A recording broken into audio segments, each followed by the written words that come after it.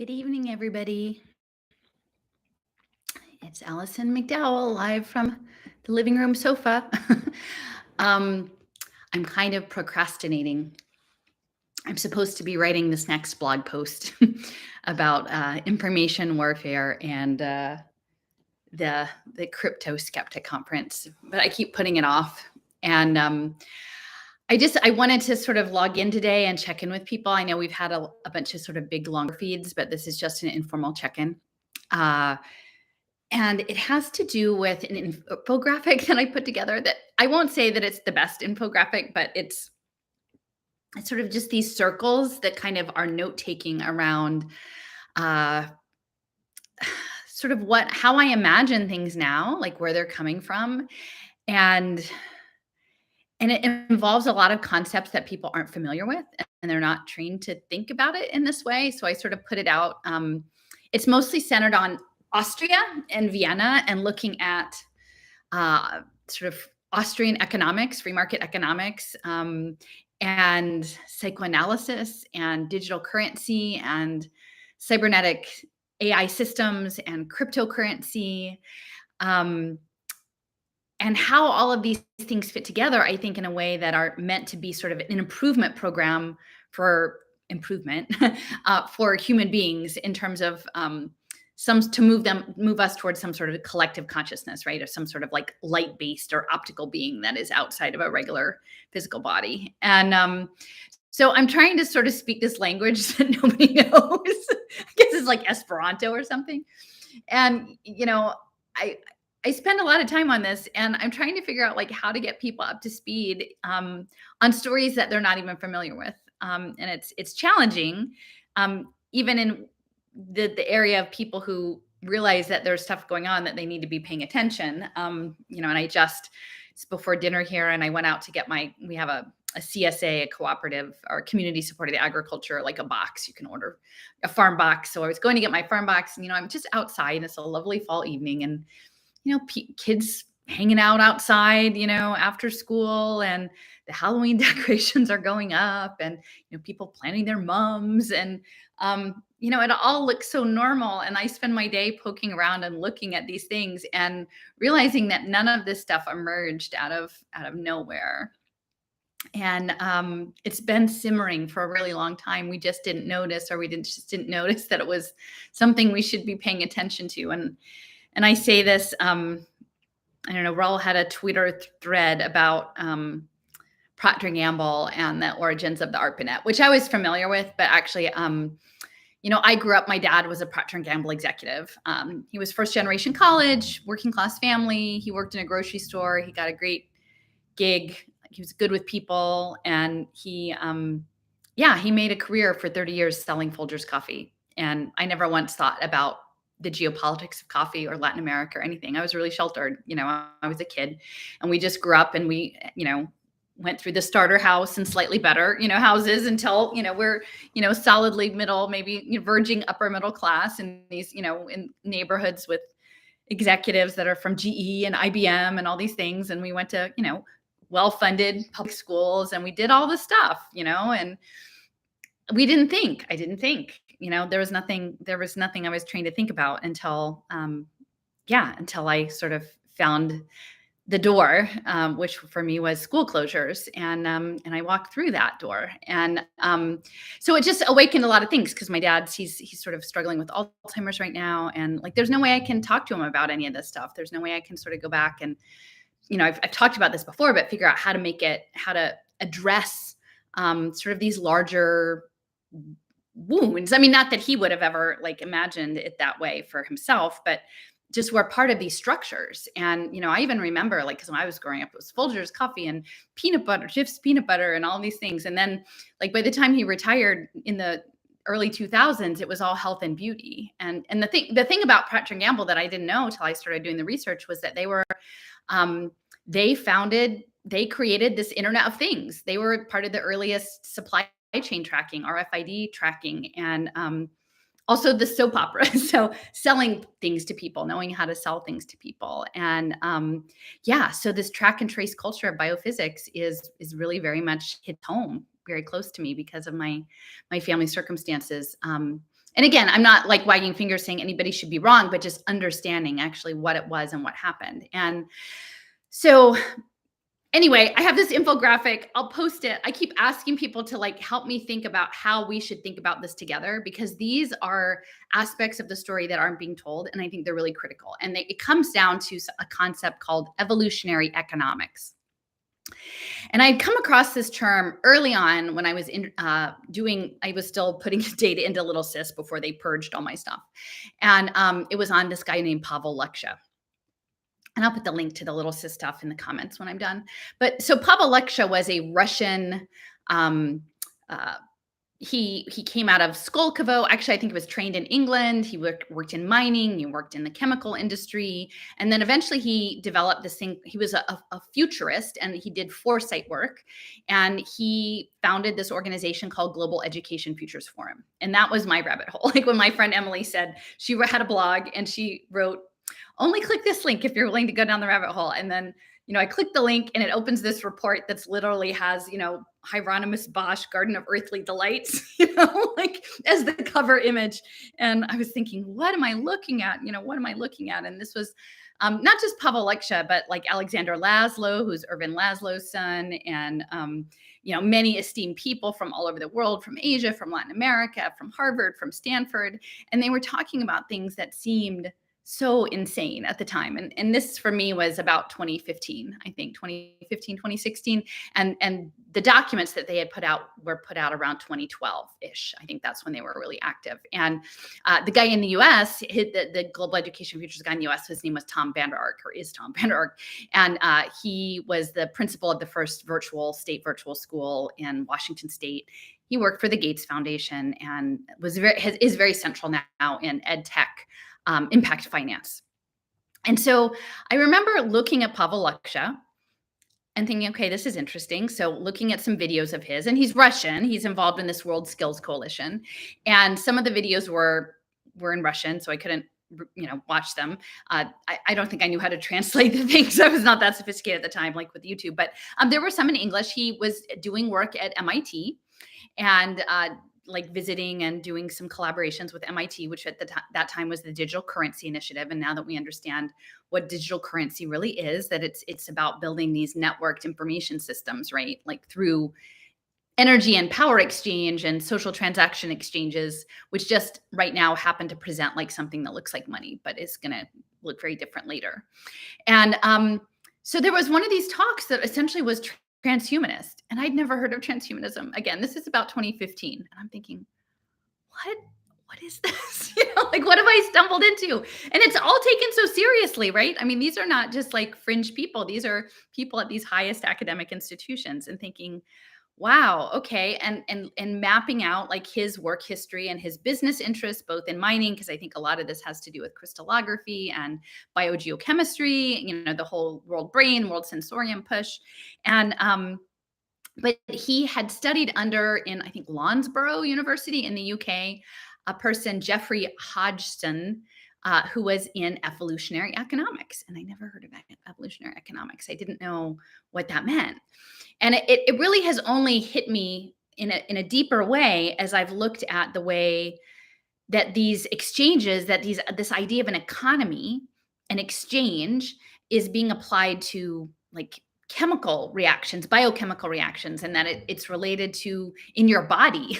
Like there are people who would imagine the things happening in your body as complex economies of chemical exchanges that have their own currency. And some of these people like Melanie Swan imagine, a future where you have nanobots that are running free market exchanges in your brain. This quantum BC brain computer interface that Melanie Swan has been talking about. So yeah, there's all of these like computational biology is pretty crazy. And I don't think most of us even know what that is. And so to imagine you can start to and I'm sure it's always going to be framed as like, oh, we're going to do a gamified simulation of your body's economy to figure out like what is the best cancer drug or something. And but I don't think it's going to be limited to people who are doing the opt-in. Eventually, it's going to be something much broader. And So the free market economics piece interfacing with the computational biology piece, interfacing with this idea of good behavior, right? Optimization, um, and cybernetic, so automated, that you are put in a scenario like, some hamster, in a hamster cage with hamster wheels with Internet of Things attached. And we're supposed to just walk off and follow our optimization schema that's been provided to us. And, the thing that I'm trying to sort of point out is that it's not ideological. Like, this thing is actually a structure. It's a cybernetic system. And while some people might point and say, look, it's the communists or the socialists that are doing that, or China or whatever are trying to do that to us. And then the other people will point out and say, oh, look, it's the global capitalist class that's trying to do that to us. And then maybe the global south will point to the global north and say, they're trying to do that to us. And that's true. But then there's all these people, the managerial class in between, that is really transnational at this point. And the executives are all transnational. Like, what does it mean when, the guy who's running the blockchain IEEE Blockchain Standards Consumer Technology Working Group lives in Greenville, South Carolina, but is the vice president of a mixed reality company in China, right? Like, there's so much fluidity. Like, what is it to point fingers at who's to blame? Because to me, it feels like a global shift, a global structure. So I wanted to read a quick little excerpt out of the Diamond Age, and I've read this before, having to do with the Turing Castle and the blockchain. And this is actually just a paragraph, but to me, understanding that we are going to be put as agents on these cybernetic paths. And in Austria, you've got the economics, you've got psychoanalysis, you've got cybernetics, you've got AI, you have these digital currency initiatives, crypto economics, and the International Atomic Energy Agency is there too, that's affiliated with the UN. And so all of this idea of putting you on a pathway and putting you in the hamster cage and making you run the maze, or put you in a rat maze and making you run the maze, that all comes from their ability to trace us. And the tracing, that comes out of the radioisotope track and trace energy economy system that was developed after the Cold War in the name of environmentalism. But now it's going to be EMF frequency. It's going to be maybe just optics or your heart rate. They'll just know you from satellites, right? They'll have you on file. I mean, you won't even need to wear the smartwatch or carry your phone anymore. They'll just know, oh, yeah, they walk that way. Oh, yeah, they're out of the house about that time. Like, oh, yeah, they got coffee at that place. Like, these behavioral biometrics, they'll just know. They won't even need the thing anymore. So all of these pieces are getting put together in ways that are sort of enmeshed weirdly with also this esoteric magic and metaphysics. And at some point, the theoretical physics starts verging into the early modern magical theory, and it gets really confusing. So I wanted to, and so again, how do we have to make somebody the problem, or do we look at it as a structure? And I was talking with my friend Cliff today. We had a really good conversation, and I was talking about this Vinay Gupta and the Materium and the Internet of Agreements. And he was presenting at the Mormon Transhumanist Conference, and he had someone interviewing folks at his conference who was involved in Enochian chaos magic, and so I was kind of putting these things together, these Internet of Agreements, and what Cliff was saying is this idea of energetics. There are these energetic entanglements, of sort of this predator energy, which is something that John Trudell has spoken of often. And for me, that kind of helps, because then it allows us to sort of step out of pointing fingers of blame, since it's going to be hard pressed that none of us are totally outside of this matrix in terms of people that we people who are our friends and our loved ones and our neighbors. Everybody's part of building this, willingly or not.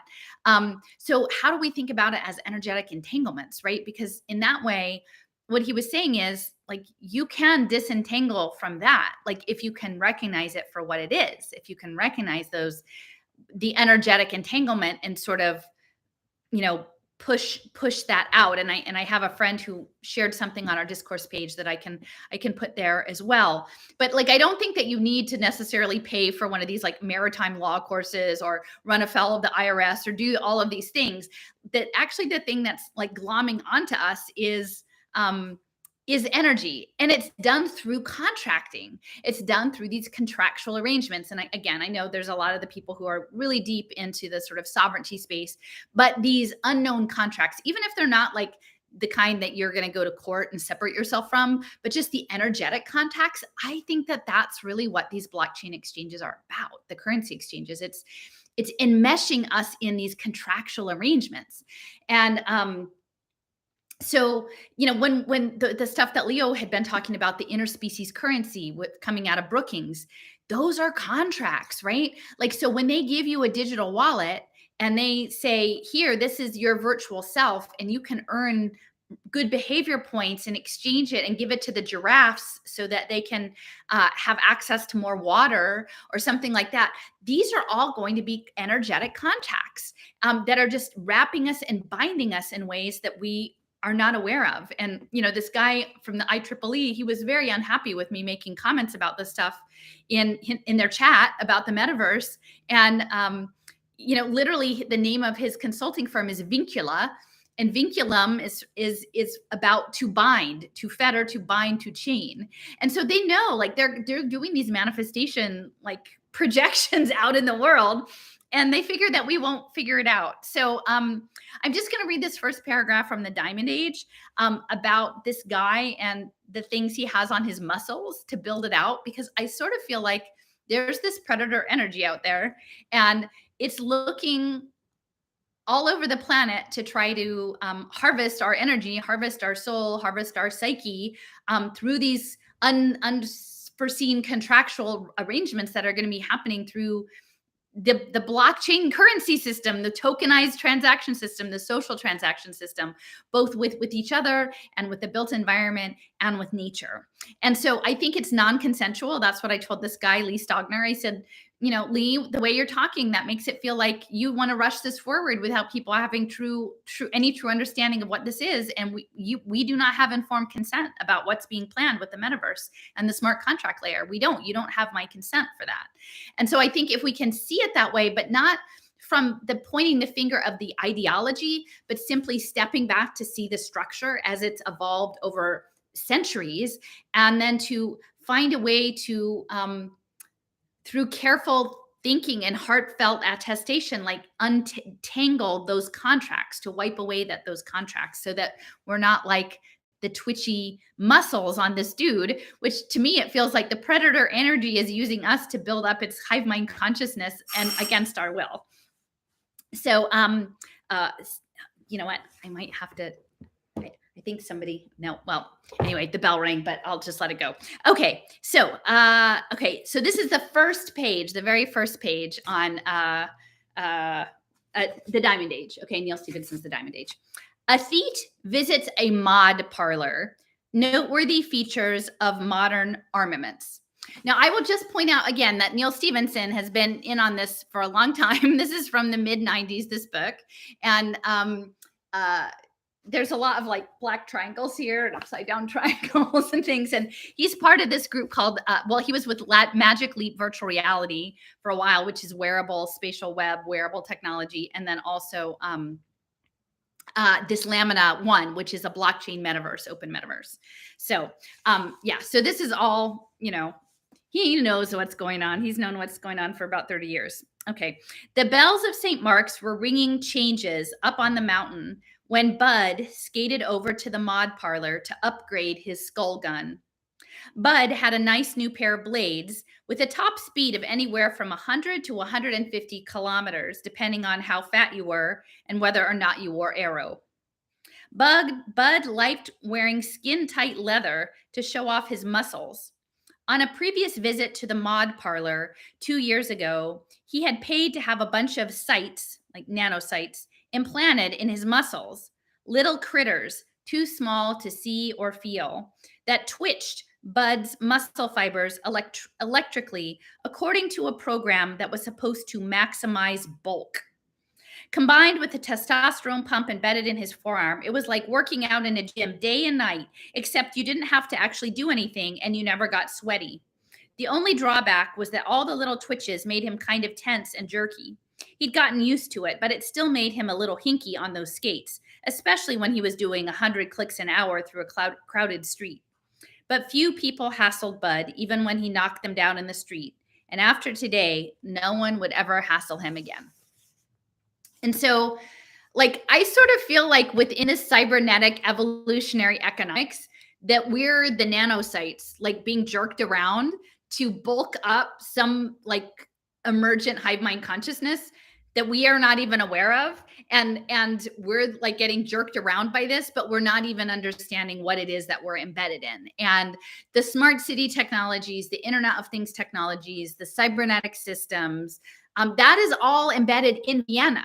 And there's something I actually left out because I was running out of room of this infographic, but I think is really important is music, because this is frequency waves. I keep talking about the waveforms. This is the frequency waves, and the waveforms are consciousness. So that's the Vienna Psychoanalytic School, and the music, like Mozart, and that Vienna being a center of that era of musical development is also really important to think about. So yeah, I just would like for people to maybe look at it and engage with that idea. Like, can we step back and not necessarily say, well, we're going to find a collection of people or institutions that are the ones that are essentially it, but like paint the picture of the structure of domination, and then shed that, right? Like, try to work at saying, like, when you see it, you can step out of it. You can step out of the play. You can step out of the game that they've structured, because you can actually see it now. Like, you can lift the veil and see it for what it is. And as Cliff always says, like, you don't want to go hard right at it, because really it feeds off of your anger, your fear, your energy, negative energy. You just want to kind of find like a way to slide in and go, yeah, no, nicely. Like, you don't have to like scream at it, but you just have like get in gently and say no. So I'm also going to read this bit. This is from Pagans in the Promised Land, Stephen Newcomb, and it's about the domination stuff. And again, as being in Philadelphia and being the Liberty Bell, the dome of domination, masquerading, they say the democracy, so we all sign up and live under the dome. So this is, what Stephen has spent so much of his time doing is working on the papal bulls. And, if some of you are aware, the Vatican asked for all its money to be pulled back in by the end of the month. And it's not just the Vatican, guys, right? Because we know it's all of these faith institutions. And I was talking before about this United Religions Initiative and Dee Hock, who helped create the Constitution for that. So these religious groups, like, if they're going to optimize you, if there's going to be some evolution involved around social behavior, around how to be good in the world, like, of course, the faith-based institutions are going to be a part of it all around the world. Like, no matter, it's not just Christian, like, all of them are going to be institutionally embedded in this cybernetic structure. And that's how it's meant to be with these public-private partnerships. And the fact that you will be handed certain limited numbers of resources, but they will all be controlled, and they will be controlled through your digital wallet. So everything correlates to everything else. The guy from Newton, Datapalooza, right? Through psychometrics, everything correlates to everything else. So if we have just a few data points, we can make all sorts of projections about your behavior and how you will act, and then manipulate you based on that. So this is from Stephen's book, Pagans in the Promised Land. And I just want to read a little bit about the domination, because I think if we can get to that point, like that there's a predator energy out there that's trying to evolve us into something that we're not, and something that is disconnected from nature and life and our natural energetic biophotonic connections to one another in the natural world. And they're trying to get rid of that. And so I think I'm planning on resisting that thing, but it's not, they use the polarity against us. So if we actually have to look at the structure itself, and then the structure, I think, is the domination. Okay. So in the morality system of the conqueror model, and I have this crazy thing from Accenture where they have this crazy pink Pegasus horse, and they're calling it the new frontier. Definitely the metaverse is the new frontier. It's this conqueror model. Coercion, terror, fear, and dread are considered the most effective means of winning and ensuring absolute and continued obedience to the conqueror's authority. Think shock and awe. No one is completely free except the conqueror, and freedom in this context refers to the conqueror being absolutely free to conquer, subdue, and establish and maintain a reign or state of domination. Those who live under his reign or within his state of domination are free to do so, but they are not free to liberate themselves. The conqueror is considered indomitable because he is deemed incapable of being subdued. In this context, in means not able to be. Dom means subdued or conquered. The divine source of the conqueror's authority makes him a sovereign, which in keeping with Jean Bodin means that he has supreme power over citizens and subjects unrestrained by any law. Okay, so that's the domination part.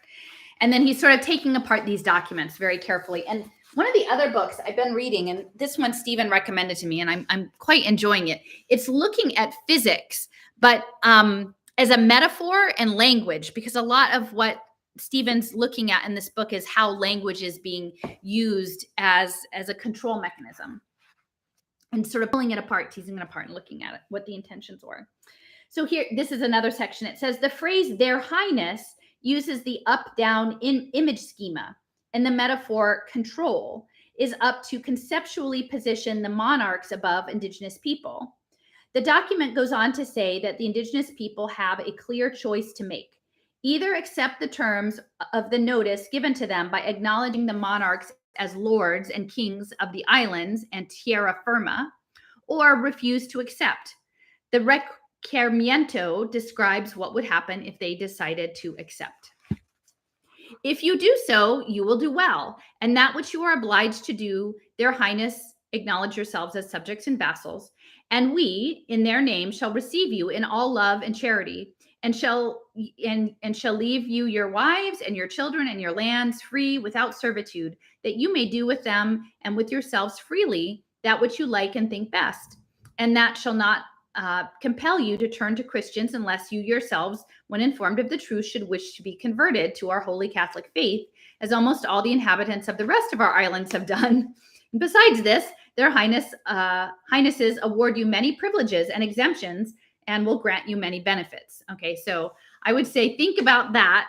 Again, I'm not equating regular people's experience to that of the indigenous people of the Americas, but I would say the lessons, the takeaway of what happened to those people are very, very relevant to what's about to happen for those of us who either accept to live in the metaverse or who are dissidents against digital empire, right? We're going to be placed in a similar situation where offers will be extended, like a contractual offer will be extended. And then if you take it, then they will make some promises. I mean, you can probably understand that those promises will certainly not all be kept. But if you refuse, there will be a different set.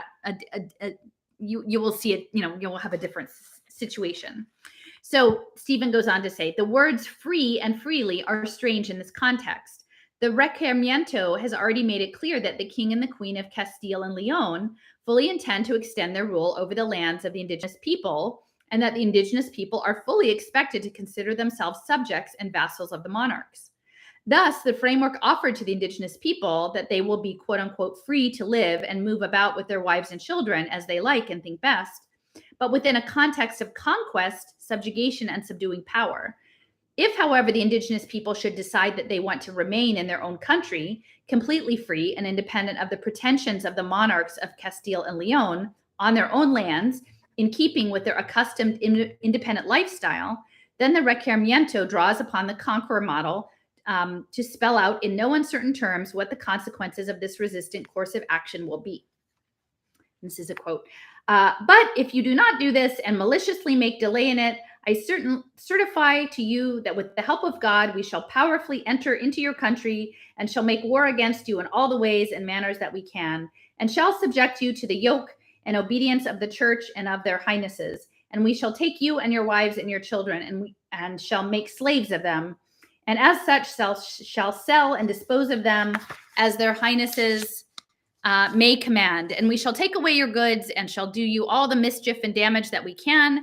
As to vassals who do not obey and refuse to receive their lord, domain subduer, and resist and contradict him. And we protest that the deaths and losses which shall accrue from this are your fault, and not that of their highnesses or ours, nor of the cavaliers who come with us. And that we have said this to you and made this requisition, we request the notary here present to give up his testimony in writing, and we ask the rest who are present that they should be witnesses to this requisition. Okay, so there's like the legal arrangement, right? Like you can do this, which is actually what we're promising is in contradictory to what we intend, or if you don't, we'll wipe you off the planet, right?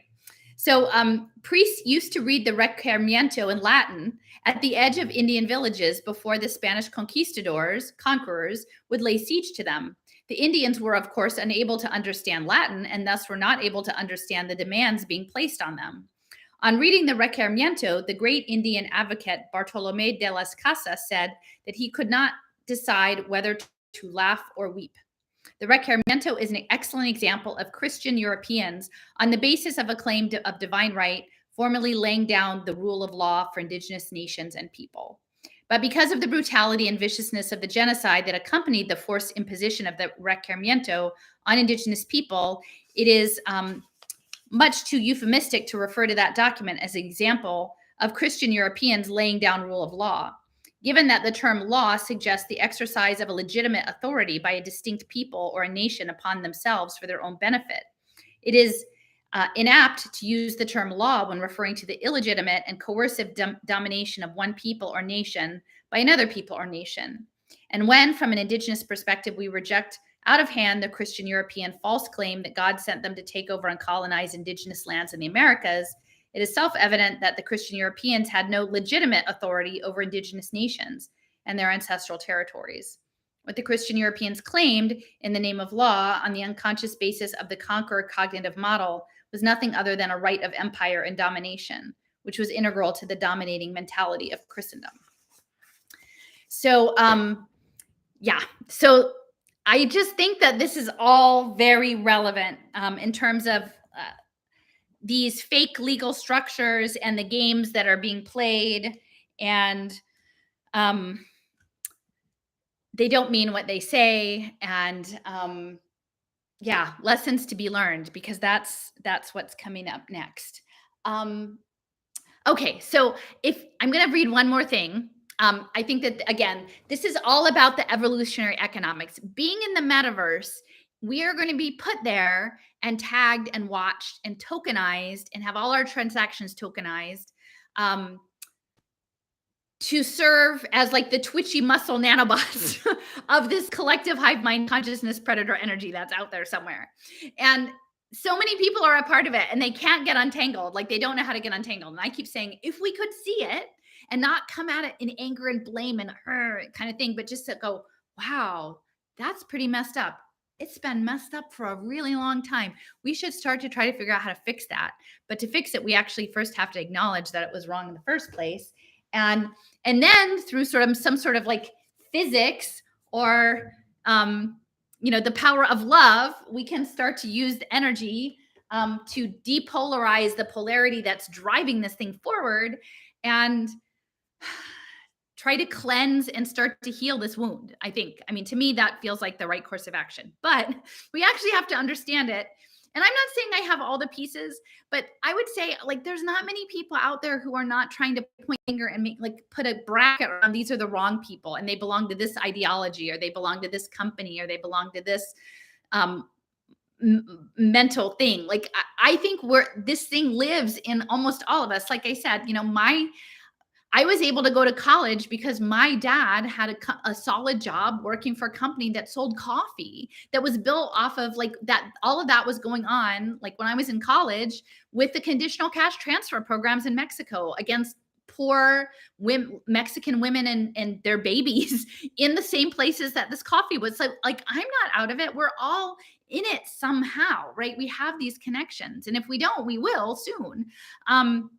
So how do we look at it? And how, I think once we look at it, we can step out and say, like, I see that you would like to dominate me in this way, this traditional way, and that you are looking to evolve us through biocomputation, through remote frequency, through telemedicine, through ongoing lockdown, whatever, into this new model. Or, maybe it won't even be lockdowns anymore. Maybe it'll just be like, here's your longevity juice, here's your morning, like, metabolic upgrade. That's how they're going to sell it, I think, coming. And beware, lots of the alternative medicine people, like, there's a lot of stuff that they would love to do to you, and like understanding. I mean, I'm not saying that they all have bad intentions, but it's all of that stuff is going to get hooked into this machine sooner or later. It's going to be the rare person who's going to be standing totally outside the machine, because they're going to give you some sort of healthcare credit in your digital wallet to use at all of these alternative health therapy places and smart water places and whatever. Like, Dolph Sansing is Analema smart water wand, right? Just happens to be the guy who like wrote the textbook on AI data mining, right? Like, how does that happen, right? Be very mindful about the water programming lately, people. So, yeah. So I'm just asking people, like, I'm just sad because I keep doing this and I don't know why. Maybe I should just stop for a while. I mean, I'm looking forward to that. We're going to California. But I think I have it pretty clear, but I sort of put it out and people are like, we have no idea what you're talking about. Like, cause you don't know about biocomputation. Like, about certain injections, but you don't actually know about molecular engineering, like, per se, or it in a broad sense, but you don't actually know that they're working on doing computation, like biological computation, like what that looks like, where it came from, what the free markets actually are about training the AI, what the cycles, the market futures forecasts are about wave systems, the same as like holographic reality and standing waves and your psyche and other energy, forms of energy out there. Like, I feel like we need to start to get the handle on these other pieces of the story. And I can't do a mind meld with you guys, like, despite Mr. Stogner's vinculum, the Borg, transneural. Sometimes it seems like it would be nice to be able to just like, you get me? Let me put my hands on your head and see if you can get what I'm trying to say. But it's a process. It's a process to exercise those muscles to learn. So, and they want to learn your emotions just as much as your body. So I'm going to just close out by reading a blog post. And, I've been trying to do some of these, revisiting these past blog posts. This is from June of 2018. So throwback 5 years. And I will say at that time, I didn't really understand the polarity. So I was, I always say I was liberal, and then I'm like, oh, that it's not that. And then I leaned left, and then the lockdowns happened, and everybody who said that they were for thing didn't do the thing. And I'm like, okay, so not that either.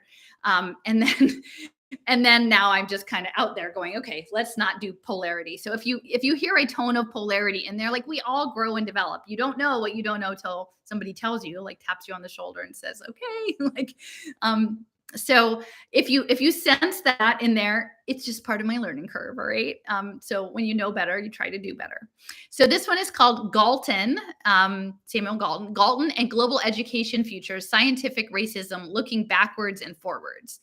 And this, the image that I have, the feature image, is from a lecture given by Angela Duckworth. She's a professor at a Penn, and she runs the character lab, which, like, I used to always think it was like, do you have good character, not like, are you an avatar? But clearly I think it's a lot more, are you an avatar? And they have a lot of connections to the like behavioral health systems and Wharton, and they overlap, and they're getting money from Chan Zuckerberg.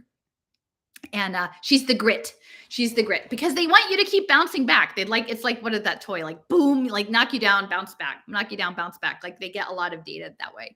So she had a lecture, and it featured Samuel Galton, who was a eugenicist. And this slide has his picture, and over the front, it says, the truly eminent have, quote, ability combined with the zeal and capacity for hard labor. So that's from her lecture. It's in Positive Psychology, Character, Grit, and Research Methods. And that was her like MOOC course. So I had a screenshot of her, like her own. She's choosing that as a good thing, the eugenicist on her thing. Okay, so psychology, economics, and human capital. I spent much of my weekend researching Dr. James Heckman, Nobel Prize winning professor of economics from the University of Chicago, who specializes in research around investments in human capital. I plan to write a more extensive piece on him shortly. And like Heckman is like totally like one of the people. I learned a lot more about Heckman later. He is a colleague of Arthur Rolnick, see my previous post, and Robert Duger, host of the upcoming Ready Nation Global Business Summit on Early Childhood. So these are the people who are doing the Invest in Kids bonds and working to securitize children. And for the beautiful money that's coming, like when we swing back from the cyber libertarian greed monsters, we'll just go right into like the super progressive tokenized public good, beautiful money, and we'll be backed by toddlers. Okay, so I believe the research Heckman has been conducting with, quote, grit expert Angela Duckworth is extremely dangerous. The two are principal investigators for the research network on the determinants of life course capabilities and outcomes, based at the University of Chicago's Center for the Economics of Human Development. I will share several excerpts from the publication they co-authored in 2008 for the National Bureau of Economic Research with Lex Borghans and Bas Terweel, The Economics and Psychology of Personality Traits. Okay, so this is your social emotional learning as a global impact market, but not just a global impact market. It took me a while to realize that it's about machine learning so that we're feeding our souls and our emotions and our most intimate parts of us to the machine. Duckworth's research for the publication was supported by the Templeton Foundation. And like last weekend, I went over to the Templeton Foundation. The image below shows the program areas to which Templeton gives: science and the big questions, character, virtue, development, individual freedom and free markets, voluntary family planning, genetics, and exceptional cognitive talent and genius. Now, I will say that though they've changed the website since 2018, but I'll just sort of repeat that again. Science and the big questions, character, virtue, and development, individual freedom and free markets, voluntary family planning, genetics, and exceptional cognitive talent and genius. And so I think when you see those things, and I have the screenshot, I'll link to the original piece when I'm done. Like that stayed with me. I thought, why that come? And then eventually it became theoretical physics was a major, that's science and the big questions were theoretical physics. So, whoa, there you go. That's our evolutionary economics. You've got free markets. You're manipulating embryology, genes, family planning, genetics, genius, and you're using markets and gamification and cycles analysis and risk profiling to get there, right? To legitimize eugenics. Heckman's research was supported by the National Institutes of Health, the J.B. Pritzker Consortium on Early Childhood Development, and now like Pritzker, is the governor of Illinois, a funder of the Chicago Early Learning Social Impact Bond, and the Pew Charitable Trust, and they are the sponsor of the Invest in Kids working group that became Ready Nation, and those were the Invest in Kids bonds. Their work makes it clear social emotional learning, SEL, data collection is about developing profiles for economic and labor forecasts. Okay. And so, yeah, the Lunar Society, I have to say, Raoul wrote a really nice article in Silicon Icarus about the Lunar Society. So definitely worth, and the thing that's very interesting, Quakers, we've got Quakers again, right? And the armaments. And the Lunar Society had ties to Ben Franklin too. And I think it's quite interesting that when we were doing the debrief yesterday with Jason and Leo about the Cello, this new, I don't know, their Gitcoins or whatever, like they were talking about their various, new crypto thing, blockchain things that they were doing. The guy that was being interviewed literally said, well, there's cypherpunks and there's solar punks, but now they're getting together and they're lunar punks. So the lunar part, I think, is really important, especially along the lines of the stuff we were talking about with like Datura, the moonflower, and the Aztecs and the flowers and the pharmaceutical stuff. So yeah, just lunar. There was a comment here about Galton and the Lunar Society in Birmingham. Okay, so this is from I have a couple of screenshots and I'll just read out. These are from this report. At the single agent level, so right, we're all agents, right, separates two distinct aspects of behavior and decision making: acquisition constraints, B, static budget constraints, endowments that affect the flow of resources available for consumption in any period, And C, dynamic constraints connected with asset, skill, and trait formation. The constraints facing agents are also determined by available market arrangements and trading opportunities. Psychology is potentially informative about all aspects of agent decision making. Okay, so they really want the decision, choice. And if you think about like the last 2.5 years, that's been a huge thing, right? Choice. They keep putting things and then they push you. There's incredible social pressure to make the choice they want you to make. And then they watch and then they see who makes the choice and who doesn't make the choice. And then they log it and they tally that. And that's essentially what your digital ID is going to be about. And then they'll find new ways to try to get you to make the choice they want you to make. And you have to agree to make the choice. That's the thing about the contracts is like, they can't theoretically make you make, and like it's getting harder and harder to not make those choices, but they need for you to willingly agree, willingly enter into this contract, even if you don't fully, even if you're doing so without full informed consent of what it's about. Okay. I found the next quote incredibly disturbing. Our children's personalities are not theirs to mine for, quote, soft skills. Our children are not human capital to be molded to the demands of a dysfunctional economy, offered up to future employers at the lowest possible wage.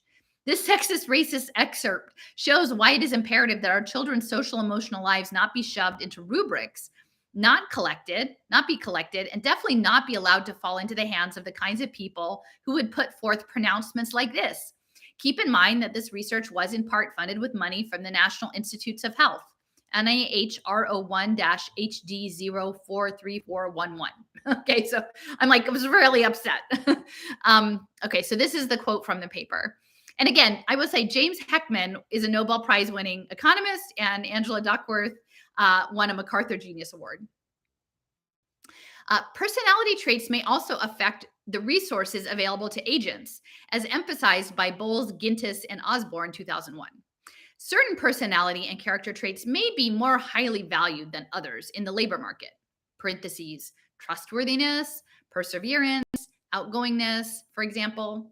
Borgans, Terweel, and Weinberg, 2006, show that technological and organizational changes have increased the importance of people skills in the workplace. They present evidence for Germany and the US that the increased importance of people skills has affected the labor market outcomes of Blacks and women. They find that the relative employment of women is higher in occupations in which people tasks are more important in Britain, Germany, and the United States.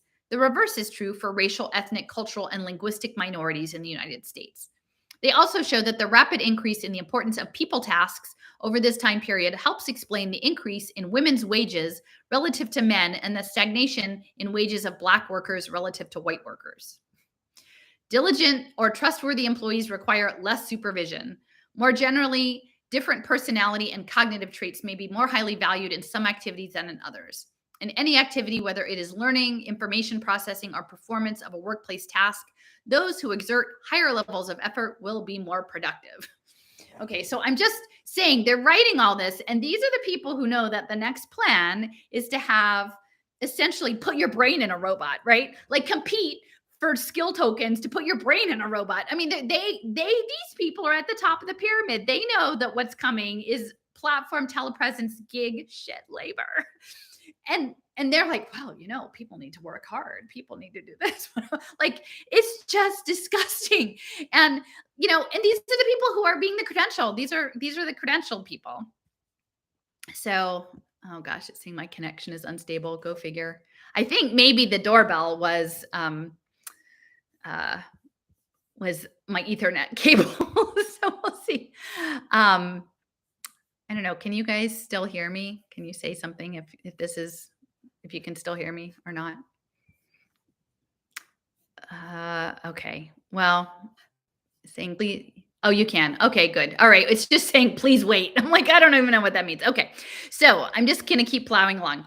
All right. So, okay. So the next section makes it clear the psychological data will be used to benefit those who are managing labor. Now, remember, I would just say all of these traits that are being tracked, they're all being tracked by the machines, right? They're going to be tracked by your smart shirt and your facial recognition and your barcode and this. Like, it's not like you have a caring boss who's there to listen, like have some empathy when your kid is sick, or something like that. Like, no, like, you're living in a cyber physical environment where the only thing is, like, maybe your, like, Alexa will talk to you. Like, that's the level of surveillance that we're going to have. They frame it one way, like it's an old fashioned work environment, but that's not what's coming. Okay.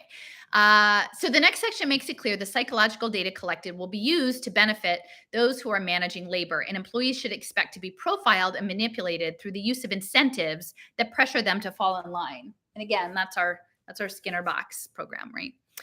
So the concordance between the measures of personality psychology and the parameters of economic theory is far from perfect. Personality psychology instructs us that many traits, even those beyond altruism and social preferences, are important factors that should be given more emphasis in the economic theory of preferences and constraints. Motivation and effort deserve a renewed emphasis applied to broader aspects of social life than just the labor market. Economists explicitly model motivation through preferences, and the evidence suggests that performance on tests can be affected by incentives, but only for certain personality types. Economists have long emphasized that organizations can succeed by aligning the interests of workers with those of managers. And this can be achieved by selecting persons with compatible personality traits, for example, on the basis of trustworthiness, cooperativeness, and the like, or by giving incentives to workers of each personality type, or by a mixture of the two strategies. However, implementing both types of strategies in the same workplace may be counterproductive because of envy and other social effects. So I would just say I've been watching a couple of these Severance episodes because someone had sort of alerted me to the fact that it was filmed at Bell Labs. I don't usually watch a whole lot of TV, but it's quite interesting. And yeah, the behavioral psychology is totally built in, like the waffle parties and the finger pullers or whatever. Like all of like, it's a parody of this. It's a parody of the incentive structure. And then it says, a final excerpt amplifies concerns I have about neuroscience and learning engineers in public education. See my previous post about Melina Unkefer's work at Neuroscape at UC San Francisco here. Okay. A topic not addressed in this paper, but important for future work, is the relation of cognitive and personality traits to neural substrates and biological factors. Such a mapping would establish a firm basis for distinguishing among these classes of traits and also clarify distinctions among personality traits. The evidence assembled thus far suggests that the executive function is localized to the prefrontal cortex and is afferent and efferent connections. Fear is localized in the amygdala. And recently, the interest of neuroscientists has been extended to time preference. That's interesting, the time preference. While much remains to be discovered, the evidence presented here suggests that the systematic, empirical, and theoretical study of personality is likely to be very fruitful for economics. Personality traits are predictive of socioeconomic success. They can be influenced by interventions and investment more readily than IQ, because that's why they impact markets, because they can get the data to fix you. And they can be influenced, they can be influenced by interventions and investment more readily than IQ, at least after the early years. A deeper understanding of personality traits promises to enrich economic theory and to understand the sources of and solutions of human inequality. Because, wow, they really care about inequality, right? Like, they're going to put everybody into poverty so they can put them on a pathway into the maze of Alice, the United Way's working poor management program.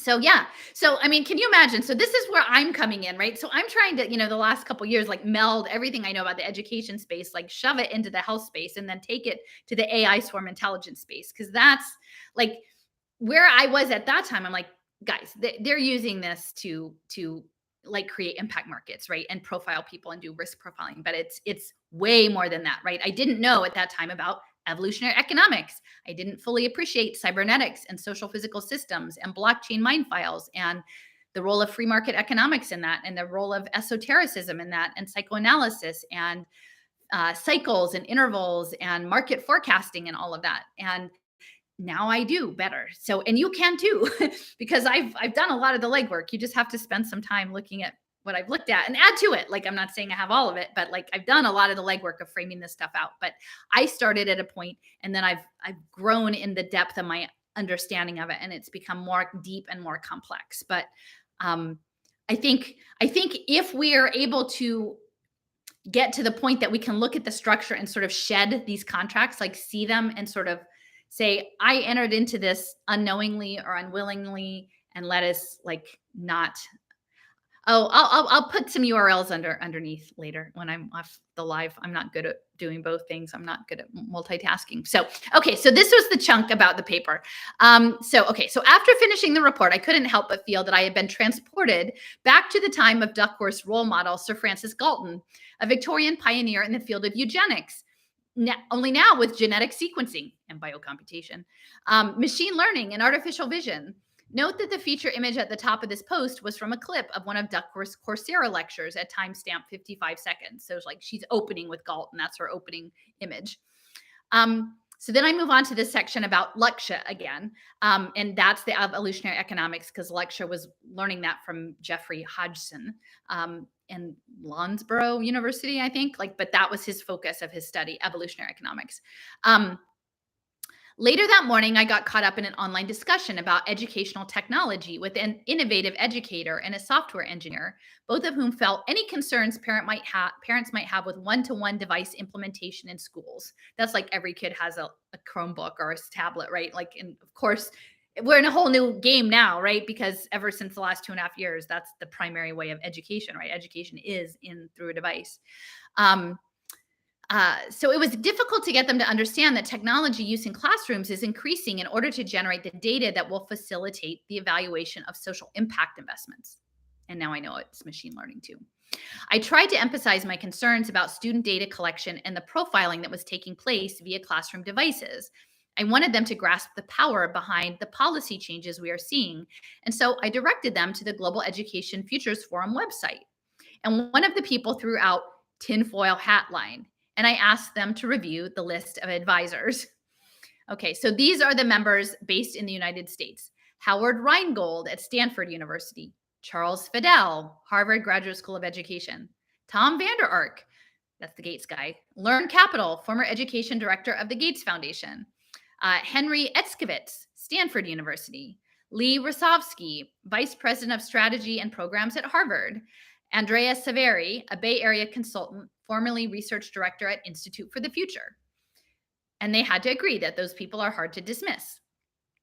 And then I was glad that the conversation had taken place, because it presented an opportunity to revisit this future of global education map. And I'll put a link to that too. It had been some time since I'd looked at it, and it was stunning to see how many of the items echo emerging developments in digital economy, blockchain digital identity, neural interfaces, augmented and virtual reality, inappropriate use of technology for our youngest learners, deprofessionalization of teaching, human capital engineering, and direct talent investment. So I took a screenshot of a portion of the map to post on the thread, and then I thought it would be good to pull some of the items to share more widely as a follow-up to the information I had found in the above publication, my prior piece on Rolnick and Rothschild's work on human capital performance bonds. So yeah, so I have a lot, I have a screenshot of that, and I'll share the map because it's definitely, but if you look up Global Education Futures Forum and then the publications, it will come up. The map spans the time frame 2015 to 2035, but the items featured below are all positioned between 2016 and 2020. You can look over the complete infographic here. It is breathtaking in terms of what is envisioned and how quickly we're progressing. Now, again, this was 2018, I'm reading this from. So from the website. This map has been created as part of the Global Education Futures Initiative, prepared by Re-Engineering Futures Group. This map is the result of 5 years of work that brought hundreds of Russian and international experts into co-creative vision building for the future of education. This map represents key trends driving the transformation of educational systems and the forecast of events and technologies that will make significant impacts on the future of education. In the context of this project, education is understood as a multitude of institutions that support training, nurturing, professional, and personal development throughout our human life, including kindergartens, schools, colleges, universities, and other types of educational institutions. Okay. And so I'm just putting this out there that, again, I always say it's interesting because I'm not trying to pin it on one group. But the thing about the Soviet Union is, like, during the Cold War, they were very deeply into parapsychology, the mind, like brain enhancement, like they were doing all the stuff. And like, I think the people at the top, as I keep saying this in the Pugosh conferences, like they were all hanging out together, comparing notes behind the scenes while we were all, kids scared under the desks or whatever. But the Soviet Union, like they were probably really advanced when it comes to neural prosthetics and sort of parapsychology and mind stuff, mind control. Like I'm sure probably MK Ultra was just like a tiny bit compared to what they were doing. So now this is all going into the new education system. And remember, it's lifelong learning on the blockchain. Like your whole life is going to be on the blockchain. So these are some of the things on the map. And again, this is just from the section 2016 to 2020. Obligatory universal net ID is introduced. Okay, so they want you to have a single sign-on for the internet. Independent digital currencies become real alternatives to national currencies. Interesting. Okay. Crisis necessitates cuts in education budgets, and new education formats are in high demand. Check. Establishment of a platform converting alternative merit-based currencies or earned points to pay for online education services. Okay. So that's these like recycle bank points or good behavior points and now with this Learn card that's coming through the Learning Economy Foundation that will be connected to the World Bank. It's like you can do these crypto play to earn games. Like maybe you do some sort of biochemical puzzle solving play to earn game and you get an education badge and you get some script in your wallet that you can go buy food. And I will say, so I was watching these couple episodes of Severance, and the premise there is that there's a procedure. And so there's a version of you that lives in the office building and it doesn't know anything about the real you that lives outside. And there's a transition in the elevator that happens. So they're severed. The two parts of a person's life are severed. And this one person tries to pull themselves back together and escape the system. But in one of the scenes in the second episode, there's a vending machine, and the vending machines are tokens, but they're not your regular money. They're company money. They're script. And it says you can only have 2 tokens a day. And then all of the little things are like healthy things like beets or edamame or whatever. And they're all in this like very same little packaging in the vending machine, right? You only have two tokens, and it's not, you can't put $1 in there. It's tokens. And so then in the next episode, the guy who's escaped, who's not reintegrating well, and he's trying to like convey to his former best friend like that there's bad stuff going on. He's being remotely targeted, and there's like blood coming out of his nose, and he's in the mini mart, and he's at the refrigerator case. He's like, and he's like, I need tokens for food. I need tokens for food. And like clearly he wasn't in the office building where there were tokens. He was in the real world. But there is this presumption, I think, that's coming, is that, yeah, you're not going to be able to get food without like some sort of digital script. And then that digital script is probably going to be framed as some sort of nutraceutical to upgrade you and optimize you into this hive mind consciousness program. So, okay. So that was alternative currencies and points. Crowd schooling, self-organized schools where boundaries between teachers and students disappear, and curriculum is assembled by crowdsourcing measures. Okay. So that's all the stuff that happened during lockdowns, right? Like all these, and I'm not saying it's all bad, but eventually they really want to put that on the digital vouchers, right? They were anticipating that was going to happen. They knew the micro school model, the pod model, the pop-up homeschool model, that was all coming. They knew that. Okay. So IT companies emerge as leaders in the global education market. Shocker. Successful passage of a computer game counts as education. Okay. Online virtual games form personal values. And so that, again, that's this cyber-physical system that they want to have going on. Preschool and primary school become playgrounds that use augmented reality technology, because there's going to be nothing that screws up little children more than talking about the spatial web and like making them essentially hallucinate, and not know what's real and what's not real. Like talk about ruining your actual imagination, is that you whatever is left of your imagination gets conscripted into some sort of algorithmically designed game. New models of investment into promising youth. Human futures adopted by pension funds and private investors. So again, like when I was going into the IEEE blockchain metaverse Congress and going, yeah, these alternative currencies backed by human capital, that seems pretty creepy. Like that seems like hypothecation. Like we did that back in the mid 19th century with enslaved people. And it wasn't good then, and it's not good now. And I would say, again, with the Galton, it was the Quakers, the Quakers who were trading that paper. And interestingly enough, one of these big paper traders was Anthony Drexel, the namesake of Drexel University. That's the home base of the Digital Badges program in Philadelphia. So, okay, let me see. So yeah, opportunity youth. They're going to invest in opportunity youth and refugees and returning citizens from prison and people in addiction. They're going to make all of those portfolio investments. Personal data and advanced big data models allow efficient mass scale recommendation services for education and career tracks. So that's the cybernetic stuff. Yeah, you don't get to be on your own track. And that's the thing that I realized even early on, was that once they had this personalized learning and the AI was deciding which piece of information which kid got or at which level, is that you are putting them in feedback loops that were already predetermined. There's no 7-year-old kid that's going to be able to pick their career track. So literally they're just being slotted into whatever the machine says they need to be turned into. And at the time there was this image going around fighting in the standardized testing community. Those of us who were opposing it was that it was like, well, what happens if you make a fish climb a tree? Of course they're going to fail. Is this idea that like these standardized tests don't respect people's individual gifts and talents. But yeah, like imagine if you're a fish and the algorithm decides that you need to be a cat. And you're not a cat, you're a fish, and the algorithm keeps like trying to make you fit into the cat suit. That's going to be bad. And let's see, periodic online assessment of psychophysical status to adjust the individual educational trajectory. Like that's so terrible. And I remember doing testimony at our school board when I found out that one of the online learning programs, the math programs, was developed with the Army Research Lab. And essentially they were developing like systems to keep people engaged because everyone hated it so much. And like that's what you need. Like everyone wanted to check out of these online learning programs, but the Army Research Lab was going to come up with some sort of like psychometric gamification to keep you playing longer.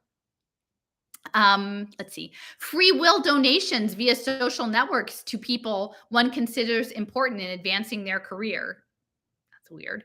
Technologies that enable prenatal education based on big data, audio-visual stimulation, and biofeedback. So there's the frequency stuff, folks. There's the frequency. That's creepy. Prenatal. Like they're doing, this is all this epigenetic stuff that they're talking about. Virtual jail. Virtual jail, compulsory education of prisoners occurs in virtual reality simulators. Now, remember the people that I said at the beginning who were involved in this, who were the US people, Harvard, Stanford, Institute for the Future, right? Virtual jail with, let us program. I mean, this is total Brave New World stuff. Developing countries attract students by creating educational spaces free from strict state regulation. So we're doing, again, free market education. And then I have a graphic that you can't see, but it's a little person, and it's in the middle of this big sheet of paper. And it's quite interesting because this is way before social distancing, but it totally looks social distance. And it's like Minecraft. It's like a Minecraft kind of little modular person. And it has a whole constellation of their learning ecosystem, but all well spaced out, like its own sort of blockchain network. It has biometric monitoring, big data. There are no teachers. There are only mentors, and they're way at the top to be consulted after all of the algorithms. Digital competency portfolios that track your achievements and give you reputation scoring. Online opportunity fairs, like whole family universities, the way of directly investing in people's learning trajectories. And so, this links to Templeton. If you haven't had a chance to watch my Templeton talk, the Templeton Foundation is just outside of Philadelphia in Conshohocken. And I went there and I made a beautiful flower a beautiful heart and a spiral. And I saw that they had some sort of crazy hive art in their lobby, like a wasp nest thing. And yeah, they want us running. They want us to be the maze runners. And I think that if we can look at it with a clear eye without necessarily making a particular group wrong and understanding it as a machined structure of domination, and then understanding it, situating it within the conquest, the conquistadors, the indigenous people, what happened the last time, knowing that this is the new frontier, is the metaverse, and maybe instead of them showing up and taking it over, they're actually looking to force people to build the new empire. Like maybe this is more like pyramid building. But I think that we can have some sort of awakening to it. I don't think that we're going to be able to run from this thing per se, but I think that there is something about energetic entanglements, and the ability to step out, and forgive ourselves for our parts in it and our loved ones, and to sort of look in a detached way, like from the heart, and see it, and disentangle to get out of this evolutionary cycle, because it's not evolution. I don't think we want this. And thanks to the person who gave me a heads up about John Fetzer and the Fetzer Institute, because they were working with Templeton too. And I've been looking a lot into them. So this is not happening with our consent. We didn't agree to this. And the digital currency, the free market economics, the circular economy. So it's both, right? The polarity you've got, on the one hand, you've got libertarian free market economics. On the other hand, you have circular economy, green sustainability. So you've got the progressive-y thing, you've got the conservative thing. And the frequency and the consciousness, right? And the cycles and the waves and the market forecasting and the cybernetics and the AI and the Atomic Energy Commission, because again, we are situated in the ocean and the waves, and they want to keep us in their pool, I guess. Like they want to put us in a pool, and I think we should try to get to the stream in the watershed, babbling towards the ocean. So anyway, I guess that's all I've got. But please, I'm going to put this infographic. I know it's hard, but like, do me a favor, like pick up a piece of it and go look at something and go, oh, I think I have this. Because just the like, I don't know what you're talking about. Like, that's it. Like, that makes me sad, because I wouldn't do this if I didn't think it was important. I'm not just doing this because I'm trying to like pull you away from the real resistance and no, I'm saying like, I think this is it. Like, I think that the evolutionary economics and the cybernetics and the markets and the psychology is it. But I need better ways to tell it. So anyway, I think that's all I've got to say. I don't know if anybody has like any questions. I'm sorry, I'm like not good at like responding to the chat as I go along. But thank you for joining in. And I promise I'm going to sit down and write this up as a blog post about the crypto skeptic conference, and what it was and what it wasn't, what it could have been, maybe what it could be next time. There was a group of 3 women who seemed to be pretty good and not too spinny. And one of them replied to me when I told her about, she's a professor like of all of this I'm like, do you really not know about the human capital bond markets? Like, it's not going to be on blockchain. It's not going to be good. So anyway, thanks everybody. Till next time.